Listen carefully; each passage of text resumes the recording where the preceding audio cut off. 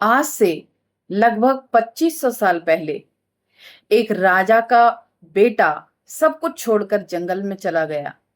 वो इंसान जिसके पास दुनिया की हर खुशी और ऐशो आराम था, उसने एक झटके में अपना महल, अपना परिवार और अपना राजपाट क्यों त्याग दिया? बताइए। वो कोई भगवान बनकर नहीं जन्मे थे। वो हमारी और आपकी तरह एक आम इंसान थे, जिनका नाम था सिद्धार्थ। आज की कहानी बहुत अच्छी है, ज़रूर देखें, ज़रूर सुनें। लेकिन फिर ऐसा क्या हुआ कि एक राजकुमार महात्मा बुद्ध बन गए? चलिए जानते हैं आज के इस वीडियो में। सिद्धार्थ, जिनका जन्म लुम्बिनी में हुआ, उनके माता-पिता शुद्धोधन थे। वो चाहते थे कि सिद्धार्थ कभी भी दुनिया का दुख न देखे, इसीलिए उन्हें महल की 4 दीवारों में सुख सुविधाओं के बीच रखा गया। साथियों, लेकिन सच्चाई को ज्यादा देर तक छुपाया नहीं जा सकता। एक दिन जब सिद्धार्थ महल से बाहर निकले तो उन्होंने 4 चीजें देखी।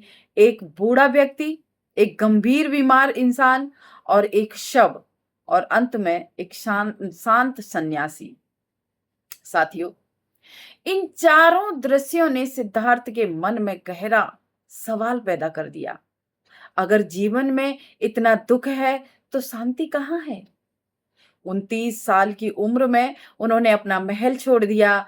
6 सालों की कठोर तपस्या और खोज के बाद बोध गया में एक पीपल के पेड़ के नीचे उन्हें सत्य का ज्ञान हुआ। सिद्धार्थ अब बुद्ध यानी जागृत पुरुष बन चुके थे। ज्ञान प्राप्ति के बाद बुद्ध ने अपना पहला उपदेश जो दिया वो सारनाथ में दिया था। उन्होंने जीवन के सबसे बड़े सत्य को 4 सरल बातों में समझा दिया, जिसके 4 आर्य सत्य कहा जाता है जिसे। पहला है, संसार में दुख है। साथियों, जब हम विचलित होते हैं तो आप समझ सकते हैं। उन्होंने कहा कि पहला जो बताया है कि संसार में दुख है। दूसरा, दुख का कारण है। दुख का कारण हमारी अत्यधिक तृष्णा है, यानी इच्छा है और लगाव है। तीसरा जो उन्होंने आर्य सत्य में बताया, दुख का निवारण, यानी निवारण है, मुक्ति है, ये सब संभव है। और चौथा उन्होंने बताया कि दुख से मुक्ति पाने का मार्ग अष्टांगिक मार्ग है। तथागत बुद्ध हंसते हैं, मुस्कुराते हैं। बुद्ध कहते हैं कि इंसान को न तो बहुत ज्यादा कठोर जीवन जीना चाहिए और ना ही अत्यधिक विलासिता में डूबना चाहिए। आज हम यही करते हैं। उन्होंने मध्यम मार्ग, मिडिल पथ को सही रास्ता बताया।